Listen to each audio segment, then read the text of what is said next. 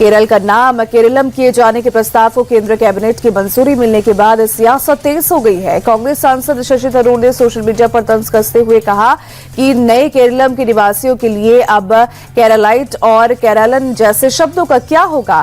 केरलामाइट किसी सूक्ष्म जीव जैसा लग रहा है और केरलमियन किसी रियल मिनरल जैसा। वहीं मुख्यमंत्री कार्यालय को चुनावी उत्साह से उपजे इन नए शब्दों के लिए एक प्रतियोगिता शुरू करनी चाहिए। केरल का नाम केरलम करने को लेकर पश्चिम बंगाल के सीएम ममता बनर्जी ने एक बार फिर से बंगाल का नाम बांग्ला करने की मांग उठा दी है। ममता बनर्जी ने कहा कि केरल का नाम केरलम हुआ है, इससे हम खुश हैं, लेकिन आपने बंगाल को क्यों अलग रखा। केंद्र सरकार ने जो कहा वो हमने किया, लेकिन 5 साल से केंद्र हमें बांग्ला नहीं दे रहा है। हालांकि उन्होंने कहा कि क्योंकि आप बांग्ला विरोधी हो, एक दिन आप लोग चले जाएंगे तब हम ये करके रखेंगे। बंगाल का अधिकार बंगाल की जनता को जरूर मिलेगा। सपा चीफ अखिलेश यादव ने हिमाचल प्रदेश की जर्जर सड़क की तस्वीर के सहारे केंद्र सरकार पर निशाना साधा है। अखिलेश ने प्रधानमंत्री ग्राम सड़क योजना पर तंज कसते हुए सनातन सड़क का योजना बनाने की मांग कर दी है। हिमाचल में बाबा ओम स्वामी से मुलाकात करने पहुंचे अखिलेश ने सोशल मीडिया पर एक जर्जर रास्ते का वीडियो शेयर किया और लिखा, जब प्रधानमंत्री ग्राम सड़क योजना बन सकती है तो आश्रमों को जोड़ने के लिए सनातन सड़क योजना क्यों नहीं बनाई जा सकती। अजीत पवार की विमान हादसे को लेकर डीजीसीए ने बड़ा एक्शन लिया है। बारामती विमान हादसे में कंपनी वीएसआर वेंचर्स के 4 एयरक्राफ्ट उड़ान नहीं भर पाएंगे। पिछले महीने 28 जनवरी को हुए हादसे में अजीत पवार समेत 5 लोगों की मौत हो गई थी, जिस पर डीजीसीए ने विमान कंपनी के लेयरजेट्स का ऑडिट कराया था। जांच में खामियां मिलने पर कार्रवाई की गई। डीजीसीए ने यह साफ कर दिया है कि कंपनी को सेफ्टी नियमों का पालन करना होगा, वरना विमानों को ऐसे ही ग्राउंड में रखा जाएगा।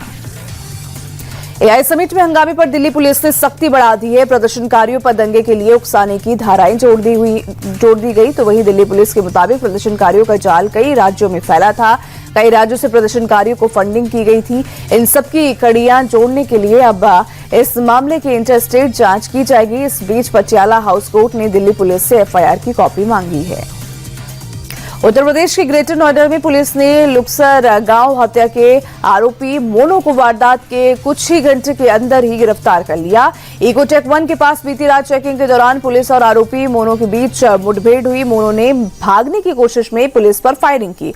पुलिस की जवाबी कार्रवाई में पैर में गोली लगने से मोनो घायल हो गया। पुलिस को मोनो के पास से एक अवैध तमंचा बरामद हुआ है। यूपी के कानपुर देहात में होली से पहले तेल फैक्ट्री पर खाद्य सुरक्षा विभाग ने कड़ी कार्रवाई की है। ज्वाइंट कमिश्नर लखनऊ के नेतृत्व में 35 सदस्यों की टीम ने खाद्य तेल की 4 फैक्ट्रियों पर छापेमारी की। फैक्ट्रियों से करीब 30,000 लीटर खाने के तेल को सीज किया गया। प्रशासन के मुताबिक होली के अवसर पर डिमांड ज्यादा होने पर बाजार में मिलावटी तेल का बड़े पैमाने पर अंधा और धंधा शुरू हो जाता है। मिलावटी तेल को लेकर ज्वाइंट कमिश्नर लखनऊ ने लोगों से अपील की, पैकिंग की जांच पड़ताल के बाद ही सामान खरीदें। होली से पहले गौतम बुद्ध नगर प्रशासन एक्शन मोड में है। मिलावटखोरों पर नकेल कसने के लिए जिलाधिकारियों के निर्देश पर खाद्य सुरक्षा विभाग ने पूरे जिले में बड़ा छापेमारी अभियान चलाया। ग्रेटर नोएडा में टीम ने 200 किलो मिलावटी पनीर मौके पर ही नष्ट करा दिया। तो वहीं नोएडा के सेक्टर 45 और 93 के मशहूर मिठाई आउटलेट से खोया के नमूने जांच के लिए भेजे गए हैं। खाद्य सुरक्षा विभाग ने साफ चेतावनी दी है कि जनता की सेहत से खिलवाड़ करने वालों के खिलाफ अभियान जारी रहेगा। होली और रमजान से पहले गाजियाबाद में मिलावटखोरों के खिलाफ खाद्य विभाग ने जंग छेड़ दी है। पिछले 72 घंटों में 5 टीमों ने ताबड़तोड़ छापेमारी कर 2500 किलो नकली पनीर और 2 क्विंटल मावा नष्ट कराया है। मुख्य खाद्य सुरक्षा अधिकारी के मुताबिक ये नकली मावा और नकली माल अलीगढ़, बागपत और अमरोहा के रास्ते दिल्ली एनसीआर में खपाया जा रहा था। विभाग ने अब तक 35 से ज्यादा सैंपल लिए और लाखों का माल जब्त कर लिया है। हरिद्वार में भी खाद्य सुरक्षा विभाग ने बड़ी कार्रवाई की है। ज्वालापुर के सराय क्षेत्र में छापेमारी कर करीब 500 किलो संदिग्ध पनीर बरामद किया गया है। गुप्त सूचना के आधार पर हुई इस कार्रवाई में एक स्टोर के डीप फ्रीजर में भारी मात्रा में पनीर पकड़ा गया। पनीर के सैंपल लेकर लैब भेज दिए गए। इस कार्रवाई के बाद से इलाके के डेयरी और मिठाई कारोबारियों में हड़कंप मचा हुआ है। उत्तर प्रदेश के बुलंदशहर में नकली नोट छापने वाली गैंग का पर्दाफाश किया गया। पुलिस और स्वाट टीम के ज्वाइंट ऑपरेशन में 3 बदमाश पकड़े गए हैं। इनके पास से 12,000 के नकली नोट और एक बाइक बरामद की गई। ये लोग नकली नोट छापकर छोटे कारोबारियों के साथ धोखाधड़ी कर रहे थे। इन्होंने बाकायदा बैंक से 50 लाख का लोन लेकर उसे नकली नोट से चुकाने का प्लान बनाया था। लेकिन पुलिस को इस बात की सूचना मिल गई और युवकों के प्लान पर पानी फिर गया। यूपी के मैनपुरी में हाई स्कूल और इंटरमीडिएट की परीक्षा में नकल करने वालों और नकल कराने पर एसटीएफ ने नकेल अब कस दी है। एसटीएफ ने सामूहिक नकल कराने वाले 6 लोगों को गिरफ्तार कर लिया है। सॉल्वर गैंग की मदद से 5,000 रुपए में खुलेआम नकल कराई जा रही थी। नकल कराने में कॉलेज का प्रबंधक, उसका बेटा और टीचर शामिल रहे हैं। सॉल्वर गैंग के सदस्य पैसे लेकर पेपर सॉल्व कर रहे थे। कॉलेज के प्रिंसिपल की मिलीभगत से कराया जा रहा था नकल। तमिलनाडु के विक्रवंडी में प्लास्टिक रिसाइकलिंग फैक्ट्री में आग लग गई। फैक्ट्री में आग से इलाके में हड़कंप मच गया। पड़ोसियों की जानकारी के बाद मौके पर पहुंची फायर ब्रिगेड की टीम ने कड़ी मशक्कत के बाद आग पर काबू पाया। फैक्ट्री में रखे प्लास्टिक की वजह से तेजी से आग फैल गई। आग से किसी की जान को नुकसान नहीं पहुंचा, लेकिन फैक्ट्री पर रखा लाखों का सामान जलकर खाक हो गया। महाराष्ट्र के वसई में खेल खेल में जानलेवा मारपीट की नौबत आ गई। बच्चों के खिलौने को लेकर हो रही मामूली बहस चाकूबाजी तक पहुंच गई। मारपीट के दौरान एक शख्स चाकू के हमले में गंभीर रूप से घायल हो गया। मारपीट का वीडियो वायरल होने के बाद मामला सामने आया। फिलहाल पुलिस आरोपियों की तलाश में जुट गई है। घायल शख्स के परिजनों ने आरोपियों के खिलाफ कड़ी कार्रवाई की मांग की है। गोवा के अंजुना इलाके में सड़क हादसे की तस्वीर वायरल हो रही है। टूरिस्ट ने किराए पर लिए कार से दूसरे टूरिस्ट की कार में टक्कर मार दी। हादसे में एक शख्स की मौत हो गई। गोवा पुलिस सीसीटीवी के आधार पर आरोपी की तलाश कर रही है। थार के चालक को लेकर पुलिस की टीम असमंजस में है। फिलहाल पुलिस इसकी जांच में जुटी है कि थार चला रहा लड़का और लड़की थी या लड़का था। हादसे के वीडियो में ड्राइविंग सीट से लड़का चला जाता है और लड़की कार के बाहर खड़ी दिखाई पड़ रही है। कर्नाटक के गदग में रोडवेज की बस का आतंक देखने को मिला है, जहां लापरवाही से गाड़ी चला रहे बस ड्राइवर ने 3 महिलाओं को रौंद दिया। सीसीटीवी में इस घटना की खौफनाक तस्वीर कैद हो गई। हादसे में घायल महिलाओं को अस्पताल पहुंचाया गया, जहां उनकी हालत गंभीर बताई जा रही है। आरोपी ड्राइवर के खिलाफ केस दर्ज कर लिया गया है।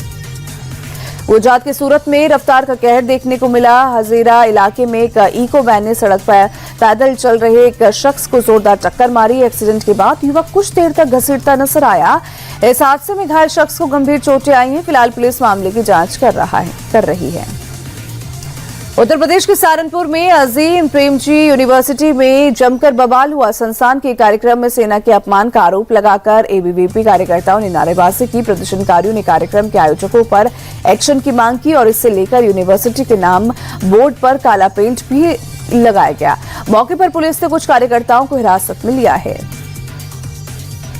उत्तर प्रदेश के शाहजहांपुर में मस्जिदों को कवर किया जा रहा है। लाट साहब के जुलूस को लेकर शहर के 92 मस्जिदों को तिरपाल से ढक दिया गया। शरारती तत्वों से बचने के लिए प्रशासन ने एक कदम उठाया है। दरअसल लाट साहब के जुलूस के दौरान होली के रंग भी उड़ाए जाते हैं।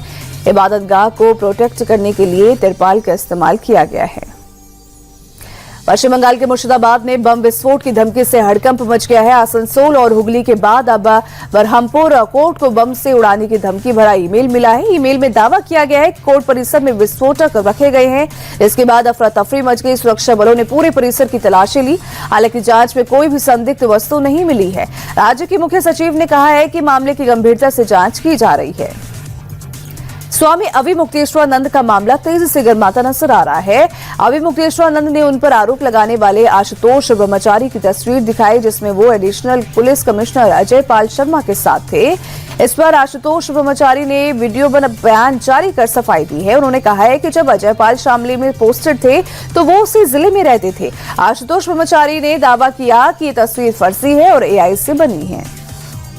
शंकराचार्य अविमुक्तेश्वरानंद पर लगे आरोपों को लेकर यूपी की सियासत गर्मा गई है। सपा प्रमुख अखिलेश यादव को बीजेपी को टारगेट करने का मौका मिल गया है। अखिलेश यादव ने अविमुक्तेश्वरानंद पर लगे आरोपों को सिरे से खारिज करते हुए कहा कि बीजेपी ने शंकराचार्य को टारगेट करके सारी हदें पार कर दी हैं। शंकराचार्य सिर्फ हमारे ही नहीं, सनातन धर्म के पूजनीय लोगों में से एक है। ऐसे संत पर लगे आरोप दुखद और निंदनीय हैं। सिक्किम में भारी बर्फबारी से गाड़ियों की रफ्तार पर ब्रेक लगा है, तो वहीं बर्फबारी टूरिस्टों के लिए मुसीबत बन गई है। सोगमो झील और नाथुला इलाके में लगातार बर्फबारी हो रही है और सड़कों पर बर्फ से फिसलन बढ़ गई है। सैकड़ों गाड़ियां बर्फबारी की वजह से फंस गई है। हालांकि प्रशासन की टीम लगातार रेस्क्यू अभियान चला रही है। सड़कों से बर्फ हटाने का काम युद्ध स्तर पर चल रहा है। राधारानी की नगरी में होली की खुमारी अभी से दिखने लगी है। मथुरा के बरसाने में लड्डू मार होली का जश्न मनाया जा रहा है। पूरा परिसर अबीर गुलाल से सराबोर है। लोग एक दूसरे पर लड्डू फेंककर होली का जश्न मना रहे हैं। लड्डू मार होली के लिए बरसाने में लोगों की भारी भीड़ भी उमड़ी है। T20 वर्ल्ड कप के सुपर 8 में श्रीलंका और न्यूजीलैंड के बीच आज बेहद अहम मुकाबला होगा। मैच कोलंबो में शाम 7 बजे शुरू होगा। सेमीफाइनल की रेस में बने रहने के लिए दोनों ही टीमों के लिए करो या मरो की स्थिति वाला मैच है। श्रीलंका को पिछले मैच में इंग्लैंड के खिलाफ करारी हार मिली है, जबकि पाकिस्तान के खिलाफ न्यूजीलैंड का पिछला मैच बारिश की वजह से रद्द हो गया। T20 वर्ल्ड कप के सेमीफाइनल में पहुंचने वाली इंग्लैंड पहली टीम बन गई है। सुपर 8 मुकाबले में इंग्लैंड ने पाकिस्तान को 2 विकेट से शिकस्त देकर सेमीफाइनल में एंट्री की। पाकिस्तान ने पहले बल्लेबाजी करते हुए 164 रन बनाए, जिसे चेस करने उतरी इंग्लैंड ने 5 बॉल बाकी रहते हुए जीत हासिल की। इंग्लैंड के कप्तान हैरी ब्रूक ने शतकीय पारी के लिए Brook player of the match बने। ऑस्ट्रेलिया विमेंस टीम ने ब्रिस्बेन वनडे में भारत को 6 विकेट से शिकस्त दी है। भारत ने पहले बल्लेबाजी कर 215 रन का टारगेट दिया था, जिसे कंगारू टीम ने बड़ी आसानी से 39वें ओवर में ही हासिल कर लिया। बेतमुनी प्लेयर ऑफ द मैच बनी। वहीं बेतमुनी ने 76 रन बनाए। ऑस्ट्रेलिया ने 3 मैचों की वनडे सीरीज में 1-0 की बढ़त बना ली है। आईसीसी ने विमेंस T20 वर्ल्ड कप 2026 का शेड्यूल जारी कर दिया है। T20 वर्ल्ड कप के अब तक के इतिहास में सबसे ज्यादा 12 टीमें हिस्सा ले रही हैं।